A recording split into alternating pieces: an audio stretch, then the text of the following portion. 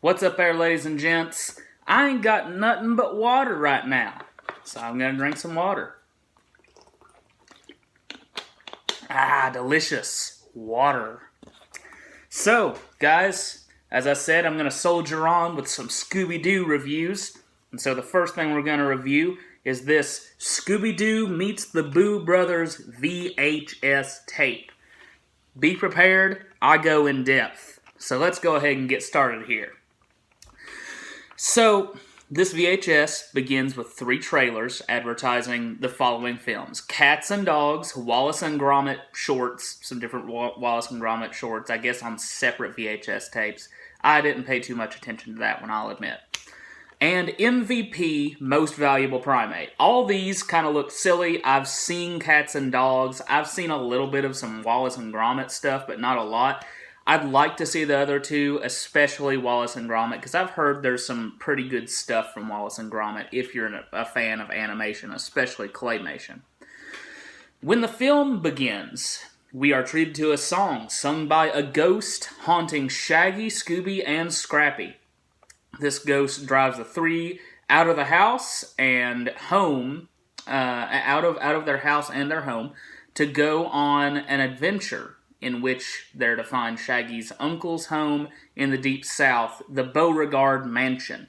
The ghost singing the song also introduces us to the Boo Brothers. We just see them in image. They don't really say much of anything. It's kind of effective. It kind of gives you an idea of who the Boo Brothers are without spoiling too much, but that's fine. The ghost is actually played by animation legend June Foray, who does an excellent job in her advanced age. I always love her voice, and she's not actually credited, but it's definitely June Foray. If you've ever heard June Foray, you know this is her.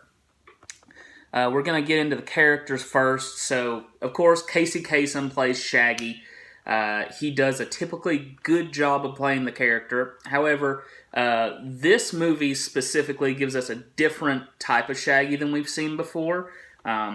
We might have seen a little bit of this in the 13 Ghosts of Scooby-Doo, but I'm not certain about that.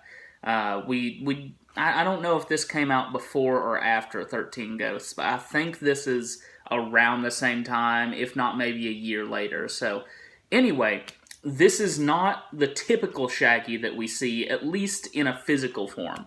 Firstly, he wears a red V-necked shirt instead of the green V-neck, and he's actually driving. He is driving this funky green Jeep-style vehicle. I don't really know what it is. I've looked it up before, but I just, for the life of me, can't remember. However, I can say that they call it a truck, and I don't think that actually is accurate. Shaggy's also wearing blue jeans, which is also atypical. Usually he's wearing brown pants, some type of khakis or something like that. Kind of baggy with some bell bottoms at the bottom there. However, this is pretty much the look we're going to get used to with Shaggy through the rest of these movies. The character is also a little bit more forward and leaderly than we've come to know him to be, though he's still just as goofy and nearly as cowardly and hungry. One more note about his appearance, he's wearing some brown sneakers instead of black loafers as usual, which is notable for the constant Scooby-watching fan. Scooby himself is, just as we've come to know him, maybe the most static of characters in the course of this whole franchise. Scooby's still cowardly, hungry, and lovable. A couple of differences here are his less detailed collar, typical of sort of this era, and his more advanced speech. He talks a little bit more and more in depth. He's still got this sort of habit of gesturing when he can't explain anything, but that's sort of kept to a minimal. He talks a lot more here. The garbled speech is, of course, still provided by the great Don Messick. He would continue to voice Scooby through the mid-1990s. Scrappy is in this movie, and he is also played by Don Messick. He's really the Scrappy of my memories. I enjoy Lenny Weinrib as Scrappy in the 1979 first season of Scooby-Doo and Scrappy-Doo, that TV show. But I like Messick's Scrappy voice more. He's also the voice through the rest of the Hanna-Barbera Superstars 10 movies, which is my favorite in all of Scrappydom. The character isn't as annoying here as he was in the past, taking on sort of some of the traits from Velma, Fred, and Daphne. He's actually a sleuth. He's a second-in-command kind of guy, and a true attack dog here. Scrappy is actually useful, and he's entertaining, and I find his character most appealing in this movie above all his other appearances. He's also good in the next two, but he gets a little annoying after a while.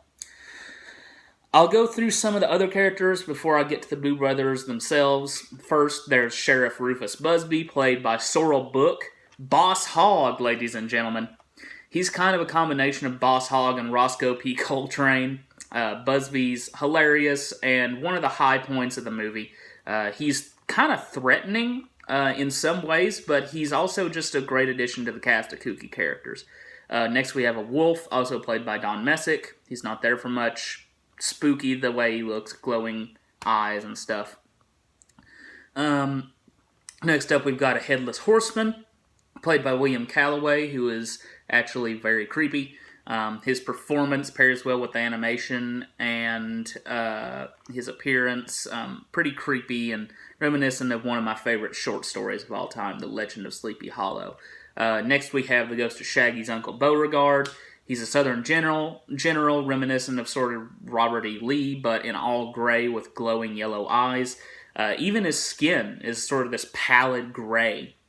He's actually used for a lot of comedy, but I think his appearance is pretty threatening. He's also played by Calloway. After Beauregard's ghost, we meet the escaped ape, also played by Calloway. He's not a ghost, although we're kind of led to think that he might be. He's fodder for a lot of good comedy, especially this obsession with cuddling Scooby-Doo. He likes dogs and likes furry, fuzzy things. He's kind of like a big kid. Calloway is really good here. He's just, William Calloway, just ton of different voices here, and he does a good job in basically all of them. He's really present in this movie, and a very large range of voices. Pretty deep, extensive range of voices here. After Beauregard's ghost, we meet, I already talked about the escape ape. Sorry, I'm reading off of my notes here. Next, we've got Farquaad, played by Art Johnson. He's the general's old butler. The general, of course, is Beauregard, just in case you don't know. He's supposed to be over 60, but he looks like he's in his 30s, so that's kind of silly.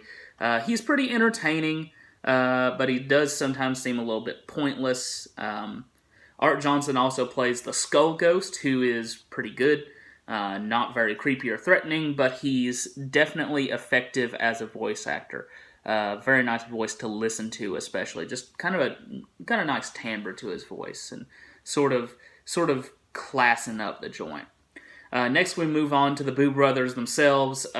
Miko, played by Jerry Hauser. Shriko, played by the great Rob Paulsen. And Frico, played by Ronnie Shell, who also plays the demonstrator ghost on which they're demonstrating their ghost-catching skills.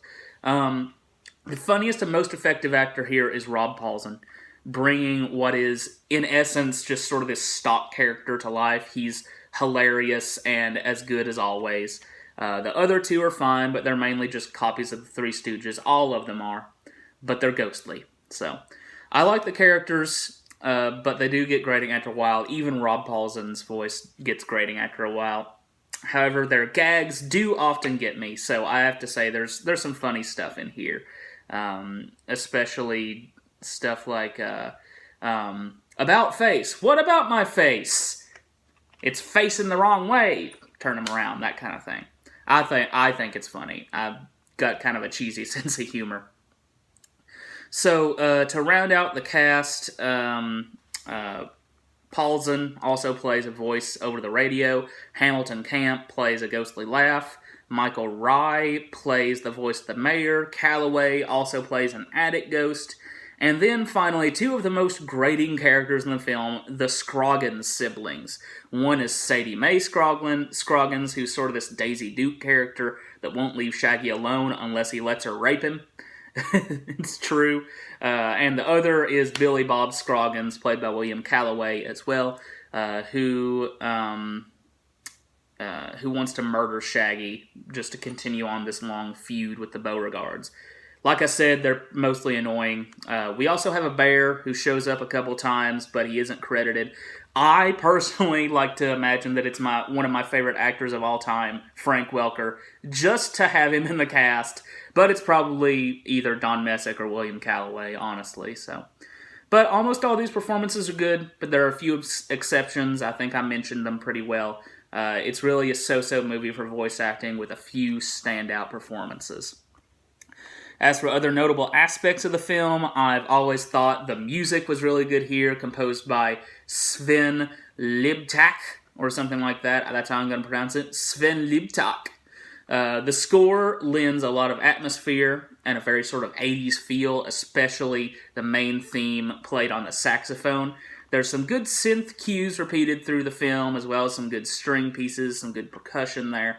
I'm also a fan of the incidental music, also composed by Liebeck, which is sort of like played on this phonograph that appears throughout the movie.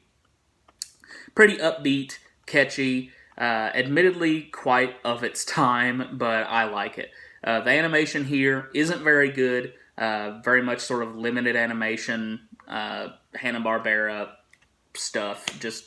This is what Hanna-Barbera does. Limited animation on the cheap as quick as possible. The character designs are memorable, but the backgrounds are pretty much just generic, creepy.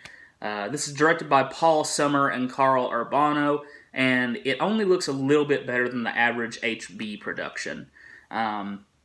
Notable crew members on this project include Andrea Romano, who would go on to do very big things like Batman the Animated Series. She does the voice casting, doing a really darn good job of this. I like her as a voice caster.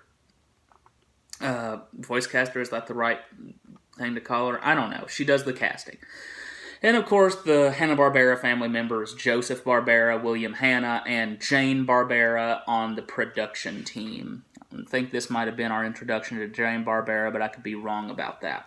Scooby-Doo Meets the Boo Brothers was written by Jim Bryan, who wrote a lot of HB content back in the day. He does a decent job here, especially with the characters, but some of his dialogue is a little lackluster. The plot is all over the place, but it's still pretty good. Unlike a lot of Scooby-Doo stuff at the time, this story actually is a mystery, strangely enough. And a darn good one, too.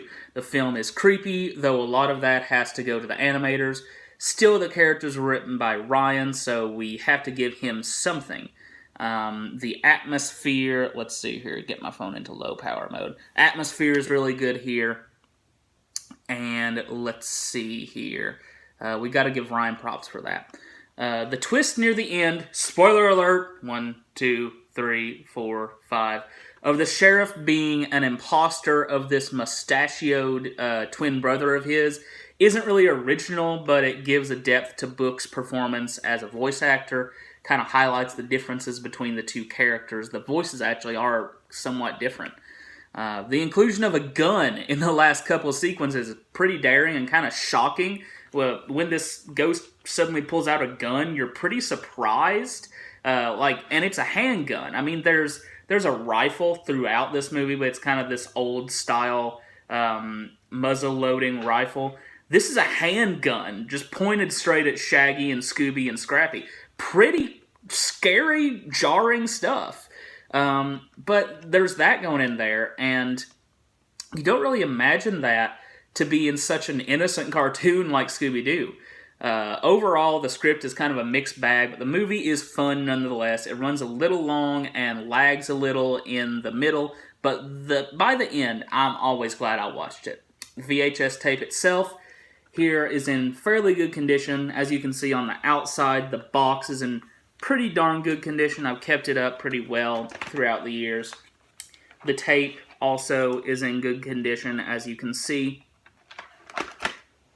Smells like an old VHS tape, which is what it is. The picture and sound quality are fairly good. There's minimal tracking lines appearing, just a few every once in a while. And there's a warble in the sound occasionally, probably due to the age of the tape, but it's mostly a pleasant experience. I will cherish this tape forever, regardless of its quality, because of its attachment to my childhood. I love this VHS tape. I watch it probably at least once a year, if not more than that. I'm going to go ahead and put that up there. Not much to analyze here, so I'll end the review with this. If you enjoy Scooby-Doo and creepy kid culture, watch this movie. It's worth a watch, even if it has cheesy qualities. Animation and vocal issues abound. There are some characters that speak with different voices a couple times here, rather jarringly. The mystery's good, it has good music, and the atmosphere is to die for. You may even enjoy some of the gags. I really did, honestly. I like the gags. At 90 minutes, it's a pretty good watch. Kind of long, like I said, lags a little bit in the middle. 6.5 out of 10 critically, but easily 8 out of 10 personally for me. Cheers, guys. Delicious water. My voice is getting tired. Rock on. If you like, subscribe. Talk to you guys later. I'll be back next with more Scooby-Doo. Bye-bye.